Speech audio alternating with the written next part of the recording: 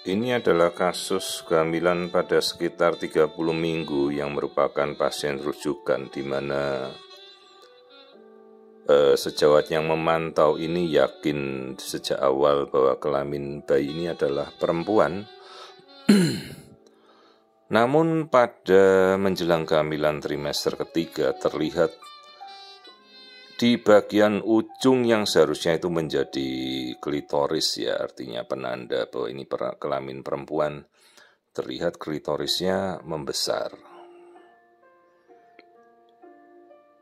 Maka pasien kemudian dikonsulkan dan saya coba mengamati dengan pelan-pelan seteliti mungkin untuk melihat. Jelas sekali saya melihat memang ada struktur yang menyerupai penis atau palus, ya, di bagian kelaminnya. Padahal kelaminnya perempuan.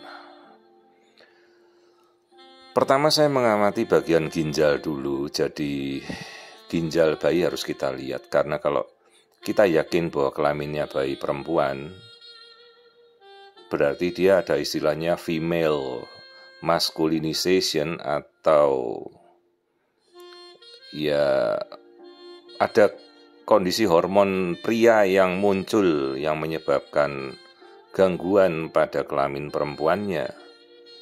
Biasa terjadi pada kasus kongenital adrenal hiperplasia. Jadi bayi memproduksi androgen atau testosteron sejak dari dalam kandungan karena ada hiperproduksi dari kelenjar anak ginjal atau kelenjar suprarenal atau kelenjar adrenal.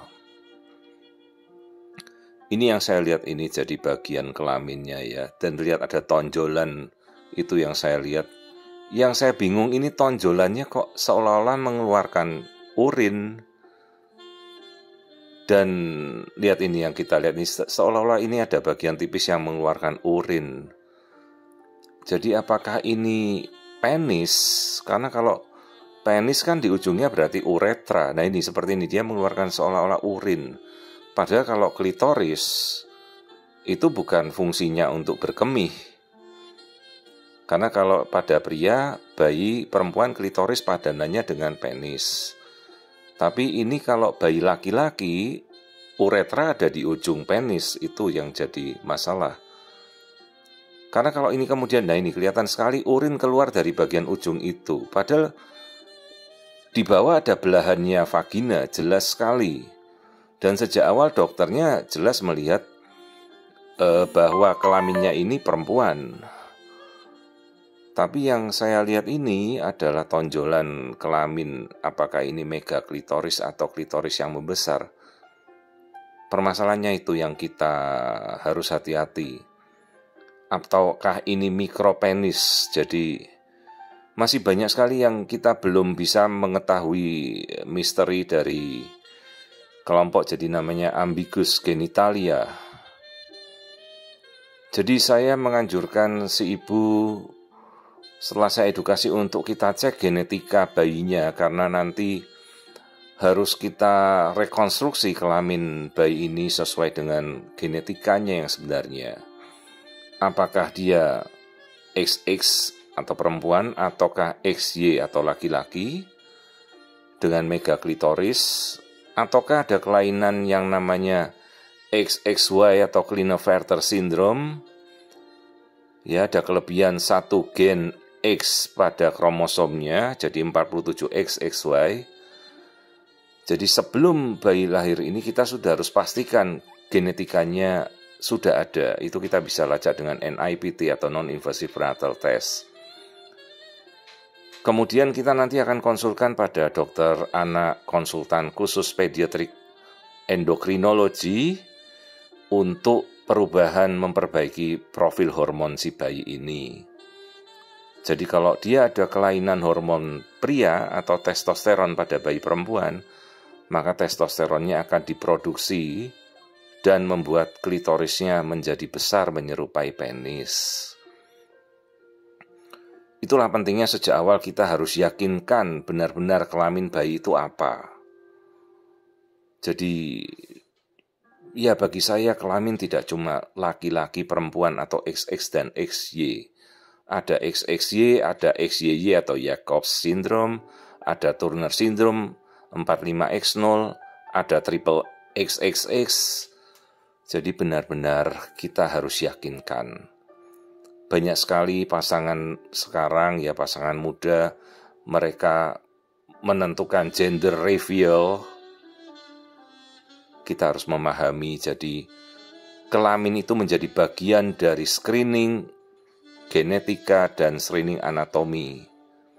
Jangan sampai karena kita ingin ya seolah-olah nanti mengupacarakan suatu jenis kelamin, nanti tebak-tebakan kelamin dulu, berakibat pada anak kita atau bayi kita yang kita tidak tahu jenis kelaminnya secara jelas sejak awal. Kasihan. Maka kalau dalam pemeriksaan saya selalu kelamin harus saya selalu lihat dari awal, karena kasusnya bisa seperti ini. Jangan sampai nanti begitu mas saja gender reveal, kasihan orang tuanya bingung kelamin bayinya apa, dokternya bingung. Baru kemudian dikirim untuk dikonsulkan ke feto maternal. Saya harus melacak semuanya, riwayatnya dari awal. Kita cek juga hormon bayinya. Bahkan nanti persiapan kalau genetikanya sudah ada, maka kita harus berkonsul ke bedah anak untuk rekonstruksi. Apa yang harus disunat ya, sirkumsisi, ada female circumcision atau sunat seperti pria. Ini nanti harus setelah lahir benar-benar kita pantau.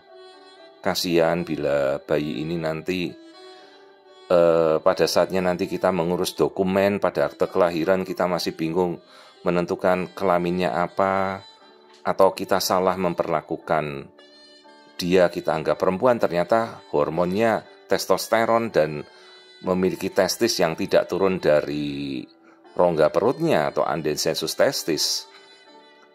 Jadi dalam kasus seperti ini kita harus waspada. Dan kita harus segera berkolaborasi secepatnya kita menentukan pemeriksaan genetika bayi ini ya, pada kasus female masculinization ini. Dan begitu lahir kita segera berkonsul pada dokter anak khusus endokrinologi untuk melacak apakah ada kelainan hormonal pada bayi ini. Demikian.